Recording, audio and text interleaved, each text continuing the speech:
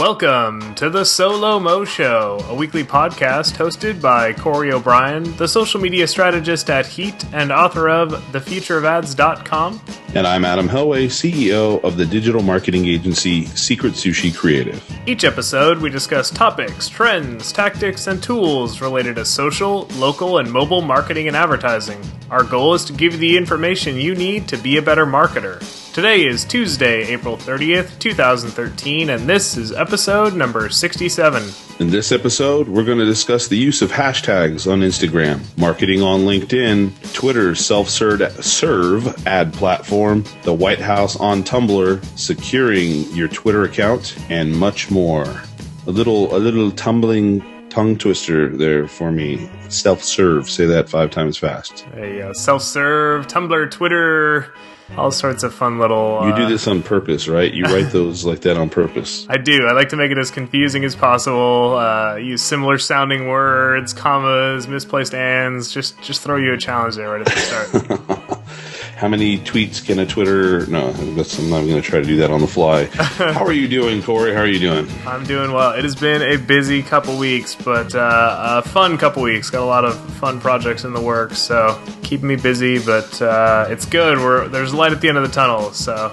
Good. Well, you can't always say that at all situations, necessarily, so... Yeah. It sounds like you're leading into the home stretch of a project, huh? Well, yeah, I guess so. Well, a lot of projects wrapped up recently, so we're things are smoothing out. It's more predictable and consistent now. There was a while where it was a lot of new projects or pitching new work, and it was the ups and downs, and, one day it was crazy, and the next day it was just kind of waiting for responses on things, so that's all calmed down a little bit. Now we're just getting more into the flow of things. Cool. Well, we've been trying, by the time we finish up one episode, to sort of predict what we could talk about for the next episode, which is a little different than what we've done really the whole entire year before that, which was if there was something cool that happened from one episode to the other, no matter even if it happened the morning of, sometimes we'd sort of collect our thoughts on it and get some information on it, and we'd put it into the show. And so I will say there's some self-control going on here with this week's show, trying to still cover what we wanted to cover what we thought about covering this episode, which is LinkedIn. But we've got a lot of other cool things as well, right? Yeah, definitely. So first off, we got a little news item,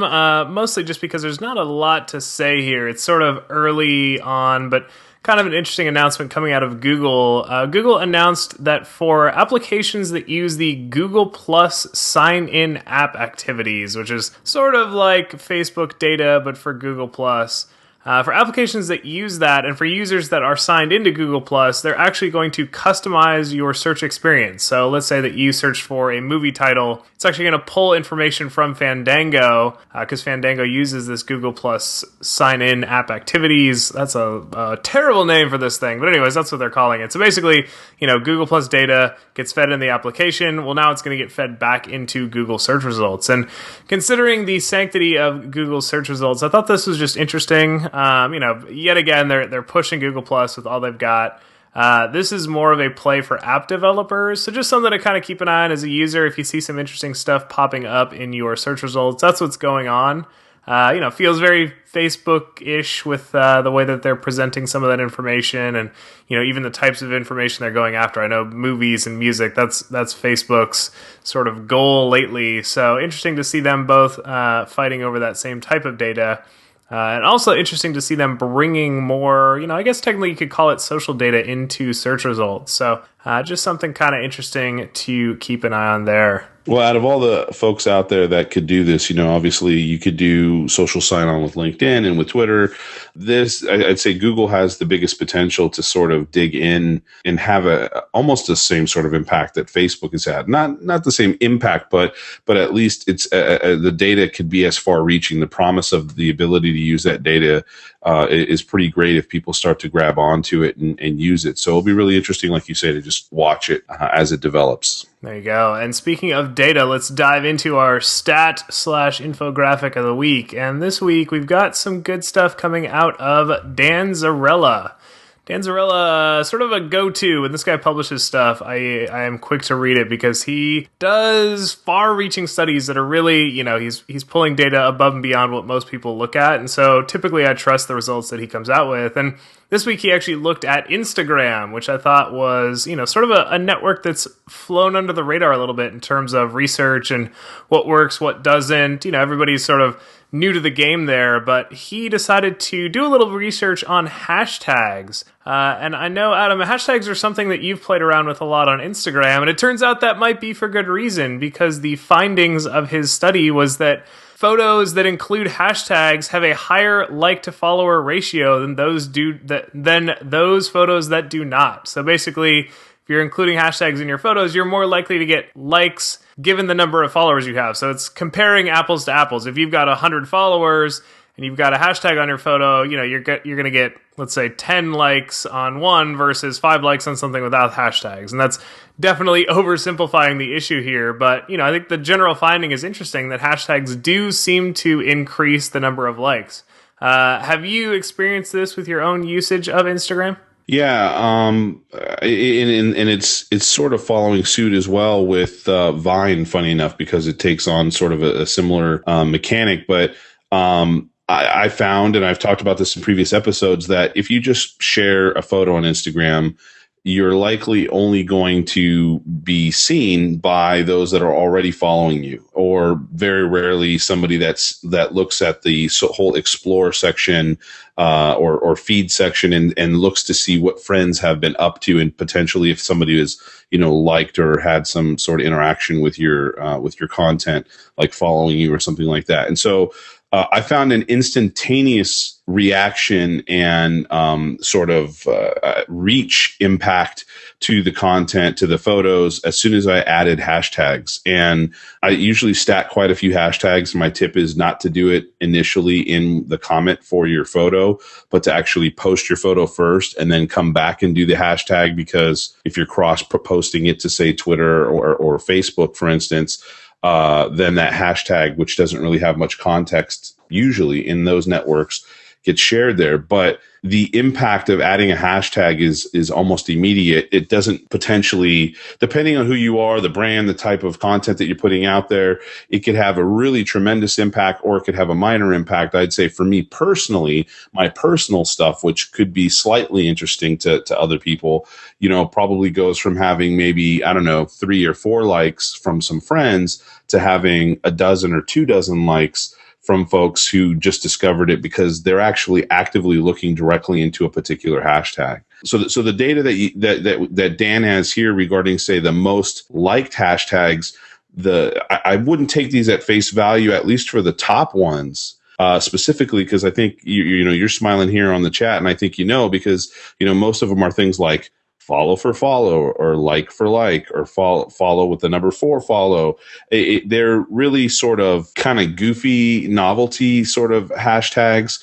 It's a quid pro quo, right? So it's you like my photo, I'll like yours, so therefore these photos are more likely to get liked. And I definitely agree. You sort of, when you look at this chart, like scrape the entire top half of it off, because it's all these schemes. And it's funny that I guess it works, but, as a brand, I would say avoid these sort of, oh, you like me, I'll like you thing. If you're a user and, that's your whole thing is like, I just want to have more likes, some people like seeing that number, by all means, like, spam away, use this follow for follow. I don't use it on my own account. I think it's a little weird and a little spammy. Yeah, I wouldn't do it. If you're a brand, definitely avoid those. But when you get into some of the actual hashtags that people would use on real photos, that's where it gets interesting. So we're seeing things like hashtag sky, hashtag clouds, hashtag sunset, hashtag nature. These are things that, as a user of Instagram, you see a lot of that type of content being shared anyways. And so it's interesting to see that, hey, maybe taking a picture of a really beautiful sunset and hashtagging that, with hashtag beautiful and hashtag sunset, you might actually get other users who just, they're feeling a little blue and they're like, oh, I want to see a bunch of cool pictures of sunsets. And they search for that hashtag. And if they see something they like, they'll do the double tap and give it a like. So I did think that was some interesting data, though. Like you said, the top stuff is like just a weird, murky world of quid pro quo liking. Yeah, exactly. And I know we don't want to go too far into it, but because we've got so much else to cover today, but we'll put this in the show notes and you can take a look at exactly what we're looking at there. There you go. Show notes, as always, available at solomoshow.com. Just find this episode. There'll be all sorts of good links in there to check out, including a link to Dan Zarella's full research that he did and published. So with that, let's dive into our main topic for the day, which is LinkedIn. And, this should be short because LinkedIn, you just set it and forget it, right? That's all there is to it. And it's like putting that, that chicken in that little TV advertised rotisserie oven. Set it and forget it. The Ronco food thingy, whatever it was. Yeah, something like that, right? Yeah, that thing. I was never the proud owner of one of those, but everybody on TV seemed to really love it. But I usually find that's exactly sort of the feeling for many people when it comes to LinkedIn, is that all you need to do is go there, put your profile. If something changes, change the profile. But for the most part, you set it, you forget it, you walk away and go mess around on Facebook or something like that.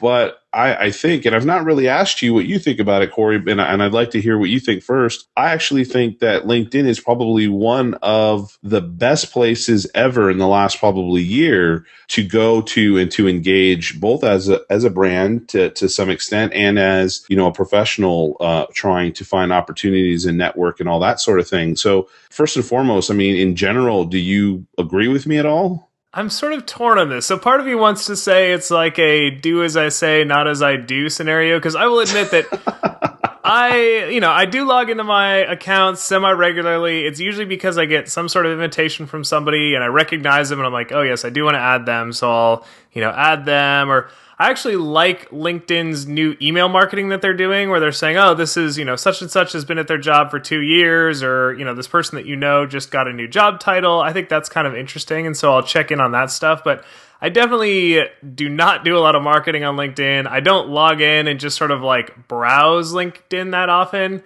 And part of why I say that I'm torn here is, I sort of hear that sentiment a lot of people that are like, oh, it's that network that you don't really pay attention to. And the challenge is that, yes, there could be a lot of value, but if everybody is sort of thinking like, oh, it's that network that you just check into, it doesn't matter how much, potential value there is. It's just sort of always going to stay there. It's sort of, it reminds me of like Path. When Path came out, everybody was like, oh, this is, this great mobile network. But the thing is, like, if nobody's logging in and nobody's using it, it doesn't matter if it is the world's best mobile social network. You just can't suck value out of it if nobody's there. If you're sort of just, yelling in this empty application. So but I got a response to that though.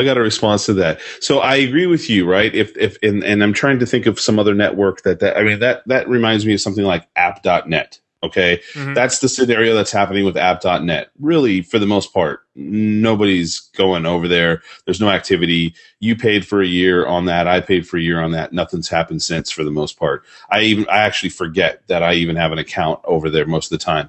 But with LinkedIn, I would say this is the primary difference is as an early adopter.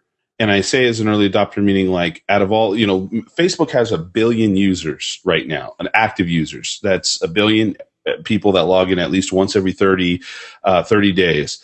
LinkedIn is, I think, at like 200 million right now or something like that. Mm-hmm. It doesn't necessarily, 200 million is still a nice pool of individuals to be interacting with. So that's one thing. The other thing is I think that allows you to be heard a little bit more when you have, for one, when people are actually engaging because they not engaging, but being more sort of spectators and lurkers and consumers of information. So they are going to LinkedIn, but you don't see them being active and engaging, like either liking on content or potentially sharing their own content, that sorts of thing.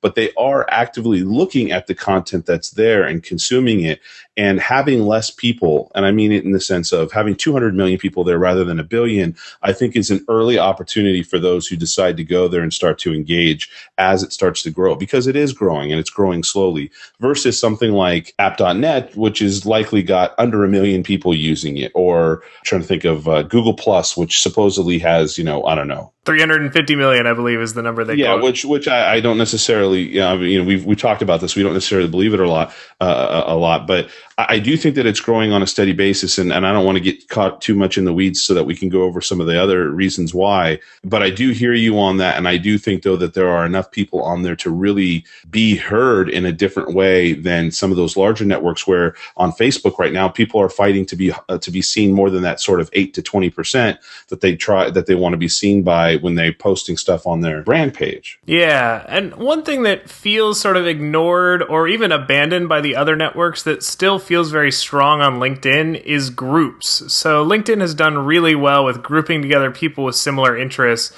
And I've spent some time there, and there is actually quality engagement going on. There's people that are passionate about a certain topic. They're sharing links. They're discussing things that are going on. So, the first step to getting yourself back engaged with LinkedIn might be to just search around in groups and see if you can find a really passionate group. Because I think that's the challenge, is if you just dive into like linkedin.com, maybe it's not the same as like a Facebook where it's just, every 10 minutes one of my friends is posting something new and there's a lot to engage with. Your direct network might not be logging in and posting and engaging on LinkedIn every day, but I think you could use groups and use some of these LinkedIn functions to find a new network or a broader network, or maybe an interest that isn't served by your direct contacts, but you just like chatting about maybe social, local, and mobile stuff, and you could find a SoLoMo group and talk there and sort of express those interests in a new way that is really underserved by other social networks. I think just to do a quick rundown of some of the things we may or may not touch on, but I just want to put it out there because why LinkedIn now? Is it just because we want to cover something different than we have in the past? Is it that LinkedIn hasn't been discussed on the show and to any great extent?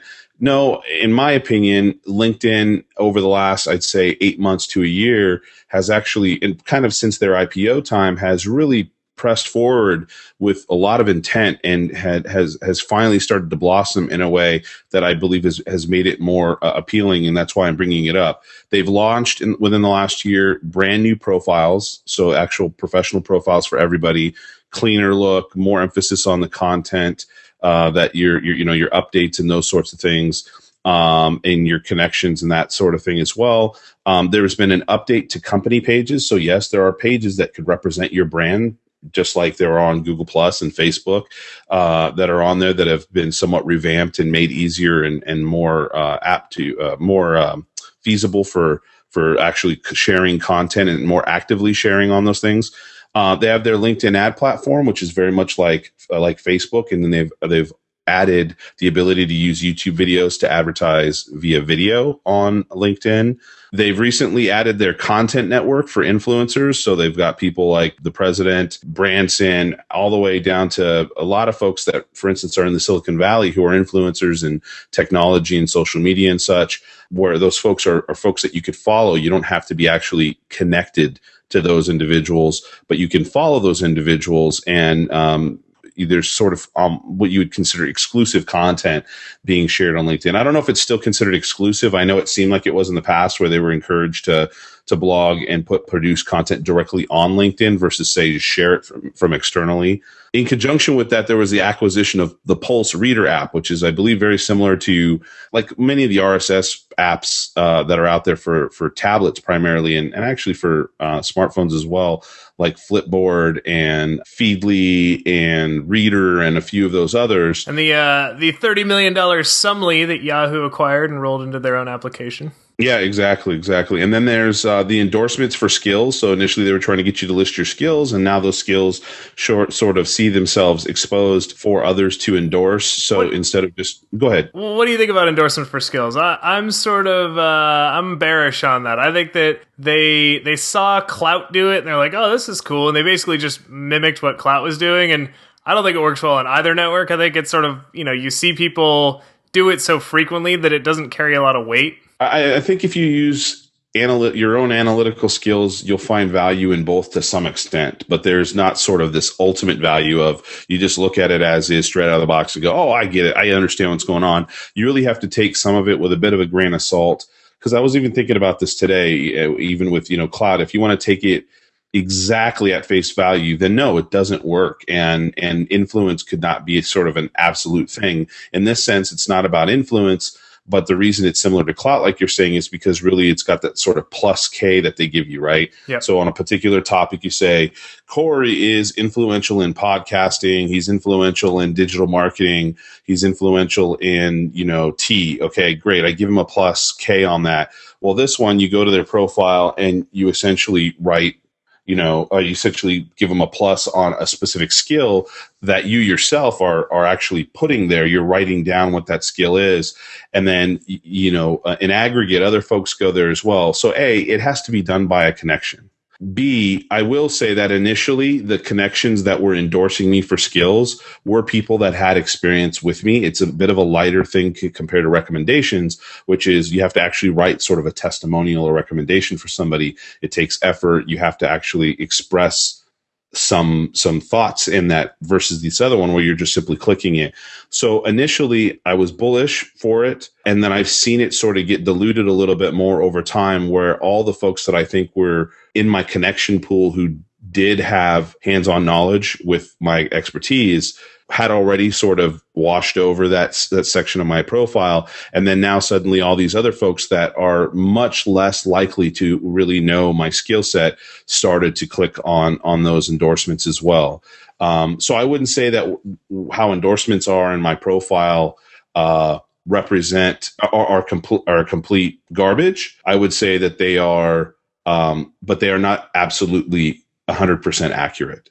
And I would think that would be exactly the same for everybody, including how the same paradigm works for a cred or a clout or something like that, wherein you're endorsing people because there becomes a sort of similar to Instagram. Follow me, I'll follow you. Click endorse for me, and I'll click endorse for you. So I think you have to take it with a grain of salt. If you see somebody that's got 50 or 60 endorsements in a particular thing, that's really different if you go to somebody's profile and you see, say, like 10 and then a 10 or 5 or something like that. I think there's only so many that can kind of be this whole scratch my back, I'll scratch yours. What do you think? Yeah, I think the thing that kind of bothers me is I think LinkedIn actually diluted it a little bit by forcing people or forcing the feature to the top and then making it really easy to click. So it's not like you have to say, okay, I'm going to go find Adam's profile. I'm going to find the endorsements area. I'm going to pick and choose specific ones. They put it right at the top of the page. They're like, hey, here's 4 people and here's, 5 things that we think maybe you want to endorse. And so you're just like sitting there and you're clicking on a bunch of stuff. And then, you realize you've just endorsed like 10 people. And then you think back of like, well, if push came to shove, like, would I really, is that the, 2 things that I would recommend for this person above all else? Maybe, maybe not. Maybe it's just the things that LinkedIn happened to recommend at the time. So I think they tried to get too much adoption too quickly on this. And in doing so, diluted the, impact of that endorsement. But, I think it's not a huge part of LinkedIn. I just wanted to get your thoughts on it because I was sort of intrigued by the way that they rolled it out. And then, subsequently intrigued by how little I care when I see somebody that got endorsed in. They cause too little friction. I think that's what you're getting at, right? They cause too little friction to endorse somebody.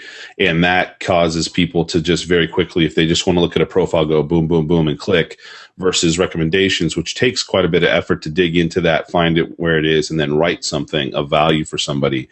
But at any rate, I think I want to kind of cover for both brands and for professionals really quickly, what do you think are some of the things that folks can take advantage of for actually doing the marketing stuff? Because we talked about things that are more on the sort of employee or professional side or entrepreneur side. Did you end up seeing, for instance, also the new mentions that you can do for companies and individuals on LinkedIn yet? I did, because I got mentioned by one Adam Helway, and it emailed me to let me know. So I thought that was kind of cool.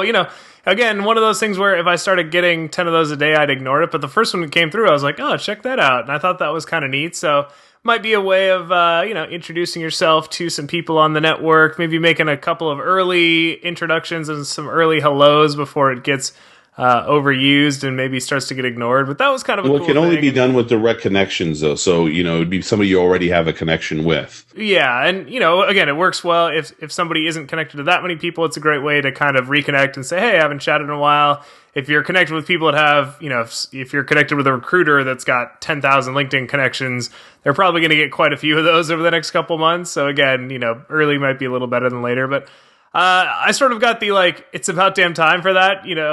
Mentions. If you're a social network, just you have to have mentions. It's kind of par for the course now, and even Vine being a month old at this point, today rolled out a 1.1 update to their application that included advanced mention support for Twitter users. So, I think mentions, I was like, it's nice, but where was that 2 years ago when everybody else was doing it? Well, so I think the most promising things that brands should be paying attention to, in my opinion, are these few things. I think that you should be paying more attention to actually distributing your content on the network, both through your employees that are on LinkedIn, but also from your company pages, and encouraging folks to actually follow your company on LinkedIn.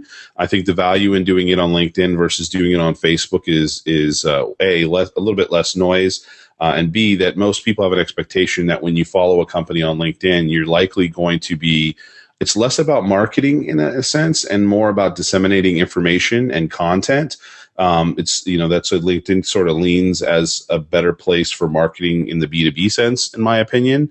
So using your company pages to disseminate content and to do some communication stuff out there. So whether it be content that you're producing, or whether it's something that you're trying to communicate, a new product or service that you have, a job that you might have available, a new office that's open, something like that, LinkedIn is a good place to do that. Additionally, I think that the advertising platform is one that some people don't often think about.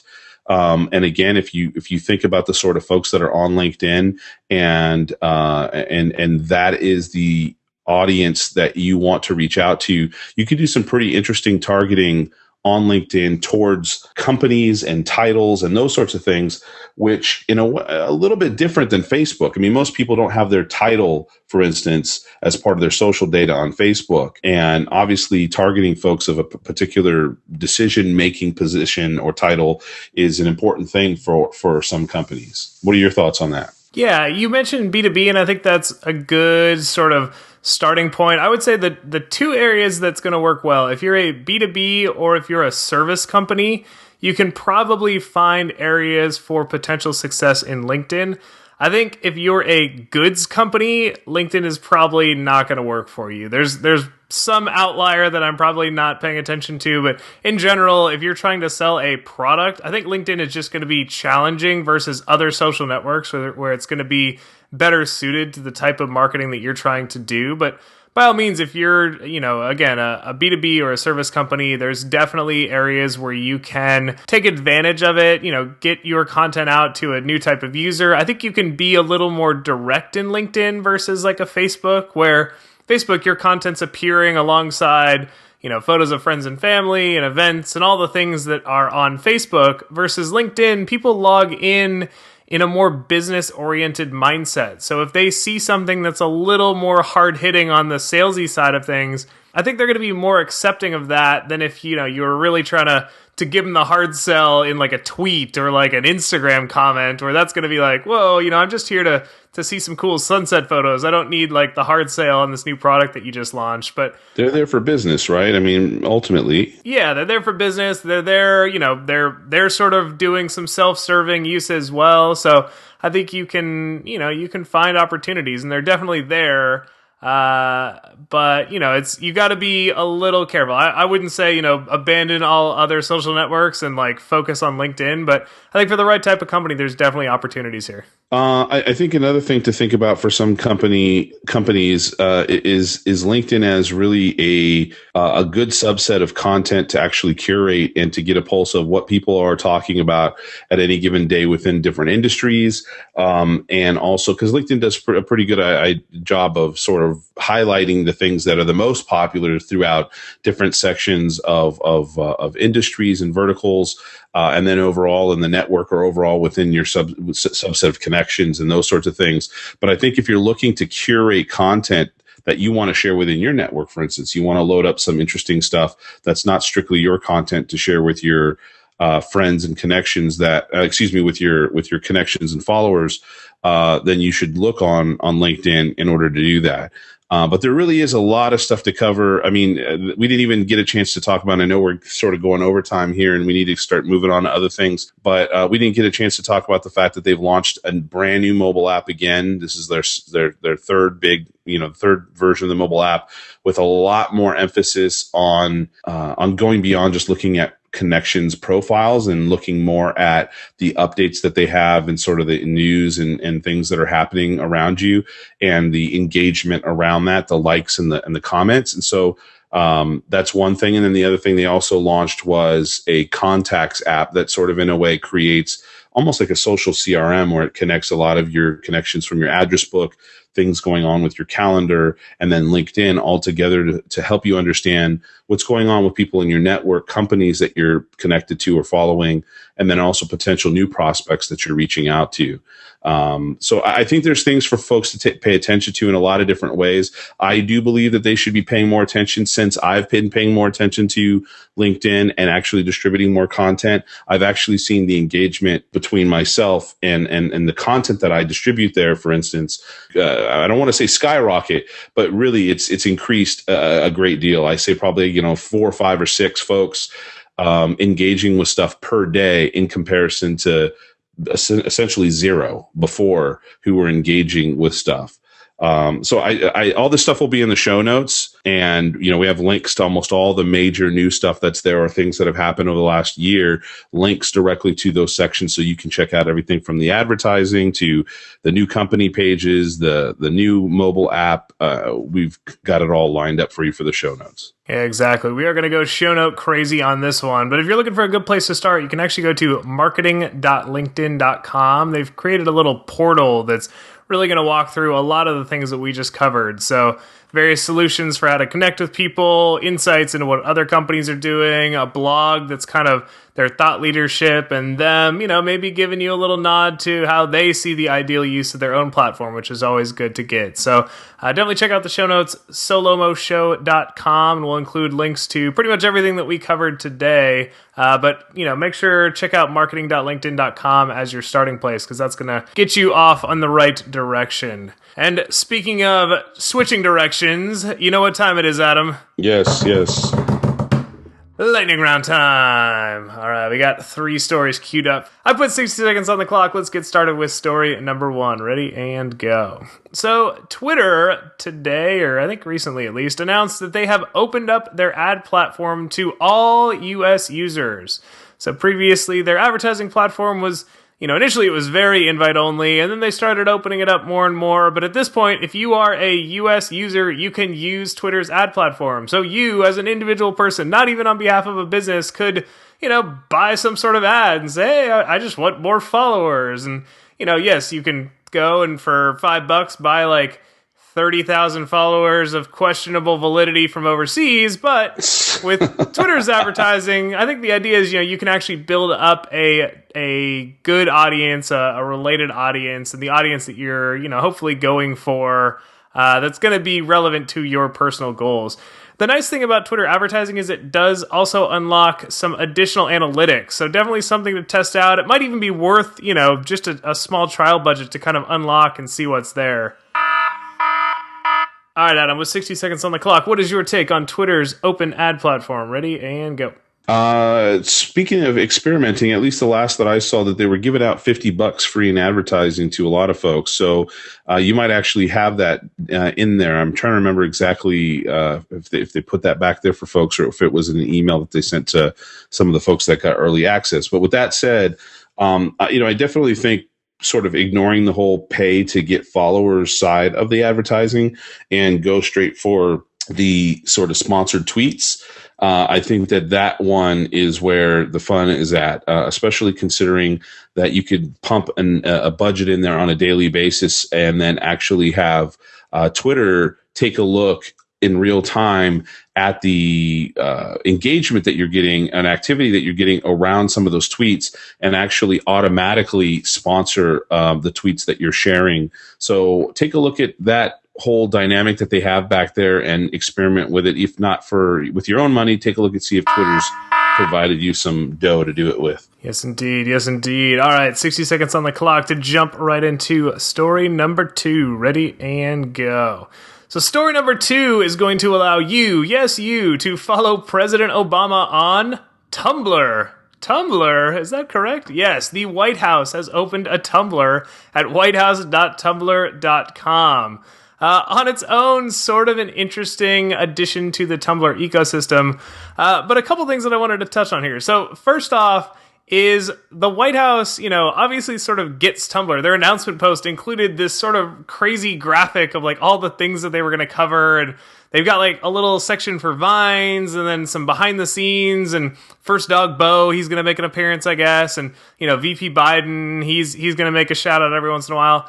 But the second thing is, why are they on Tumblr? Well, Tumblr allows you to go a little more behind the scenes, add some personality to your brand, and I think this is something that a lot of brands could be using or could make better use of. The idea that Tumblr, you can let your hair down a little bit and be more personable on Tumblr than you can be on some of these other networks. You can have a little more fun. All right, Adam, 60 seconds on the clock. What's your take on the White House's Tumblr? Are you a follower? Ready and go.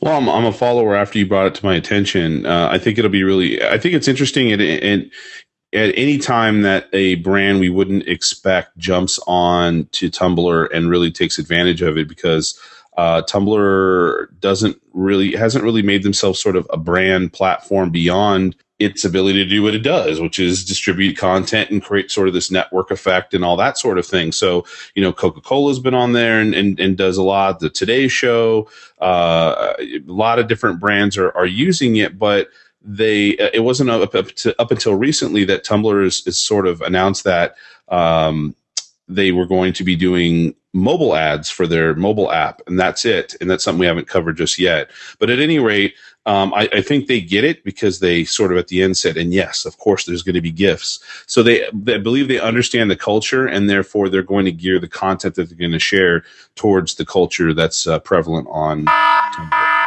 All right, Adam, I must correct you. You said GIFs according to the White House. Now, this is coming GIFs? from the top. It is GIFs with a hard G. That was actually part of their infographic, which I was cracking up at. I'm like, well, debate's over. It is GIFs. Did I actually say GIFs? Because for years and years I've been saying GIFs. I don't know why I would have said GIFs. Well, regardless, the White House has declared GIFs will be pronounced with a hard G. So I am ashamed that I went against the presidential decree to use you better watch out. The Secret Service is on their way to your doorstep right now. All right, we got one more story in the lightning round, so I'm going to put 60 seconds on the clock and maybe have you take a crack at this one. What do you say? Okay. All right. Bringing it up so that I remember it. Go for it. So we've got 60 seconds on the clock. Ready and go. So Flurry is, and I'm trying to remember exactly what they're doing. I think they do metrics related to apps, the app economy, the app store, major app stores, and those sorts of things. They had a study that they put out where they were showing that U.S. app audience is roughly equal to the internet users on laptop and desktop. So they're saying to the internet users that are actually using laptops and desktops to browse content on the web, that folks that are actually using apps, whether those apps be, I guess, games or, news apps or content apps and those sorts of things, it's basically just about the same thing. They said there's about 224 million app users and about 221 million laptop and desktop users. So we're at this point of, I don't know if the right term is inflection point, but we're seeing app users start to surpass folks, which sort of harkens to the more folks connecting to the internet on mobile devices than on laptops and desktops. All right, 60 seconds on the clock for I felt so much pressure at the end of that to try to get my stinking thought out of my mouth. you guys don't see Corey holding up the clock, like 20 seconds still is left, and I'm like, oh my gosh, must find thought in my brain and spit it out. Okay, go ahead. It's the pressure of the lightning round. There it is. Exactly. All right, 60 seconds on the clock. Ready and go. So I see the study and, yes, it's another sort of like, hey, mobile app usage is increasing. People are going mobile. At some point, I almost don't want to see these studies anymore because I'm hoping that we get to a point where it's just accepted. There are a crap load of mobile users out there. And if you are ignoring the mobile user, if you're ignoring the tablet user, you're ignoring a large part of your potential audience. And even just a large part of how you can reach your existing audience. People are starting to split their time between laptop and desktop and mobile and tablet. And it's not a, should I support mobile users? The answer is yes. There is no doubt that it's not like this graph is going to turn around and suddenly a year from now we're going to be like, oh, there's 400 million laptop users and now we're only down to 50 million mobile users. Like the numbers are clear.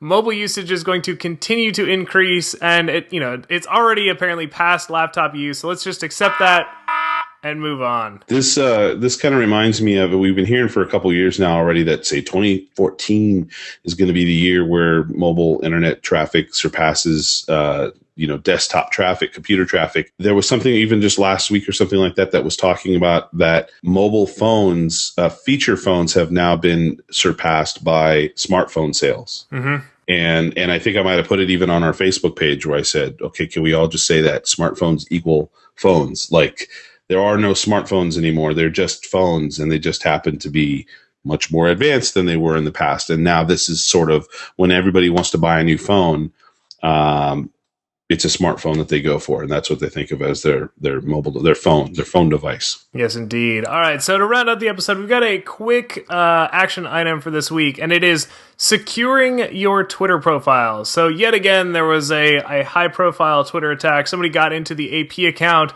They tweeted some pretty nasty stuff. It actually affected the U.S. stock market, just to show the potential reach of a simple tweet. But in response, Twitter basically said, we need to get control on this. They said that they're working on two-factor authentication, which couldn't come soon enough. They're like last to the game here. Most of the other social networks have it. Facebook has it. I think Google's got it. I use two-factor authentication, and I like it.